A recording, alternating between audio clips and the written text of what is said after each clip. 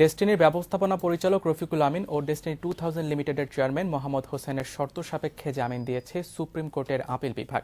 প্রধান বিচারপতি S K সিনহার নেতৃত্বে 3 সদস্যের আপিল বেঞ্চ আজ আদেশ দেন। আদেশে বলা হয়, ডেস্টিনি ট্রি প্ল্যান্টেশনের 35 লাখ গাছ আগামী 6 সপ্তাহের মধ্যে বিক্রি করে সরকারি কোষাগারে 2800 কোটি টাকা জমা দিতে হবে, অথবা গাছ বিক্রি করা সম্ভব না হলে 2500 কোটি টাকা নগদ জমা দেওয়ার সাপেক্ষে তারা জামিনে মুক্তি পাবেন। গাছ বিক্রি ও টাকা জমা দেওয়ার ক্ষেত্রে রফিকুল আমিন ও মোহাম্মদ হোসেনের সঙ্গে সংশ্লিষ্টরা যাতে যোগাযোগ করতে পারে সে ব্যাপারে প্রয়োজনীয় ব্যবস্থা নিতে ঢাকা ও কাশিমপুর কারাগারের জেলারকে নির্দেশ দিয়েছেন আদালত। আপিল বিভাগে ডেস্টিনির পক্ষে মামলা পরিচালনা করে ব্যারিস্টার আজমালুল হোসেন কিউসি ও দুদকের পক্ষে ছিলেন অ্যাডভোকেট খোরশেদ আলম। চেয়ারম্যান রফিকুল আমিন এবং মোহাম্মদ হোসেনের মাননীয় আদালত ওনাদের আইনজীবীকে জিজ্ঞেস করছিলেন, আপনারা কত টাকা দিতে পারবেন? আপনারা 3000 কোটি টাকা দেন, আমরা জামিন দিব।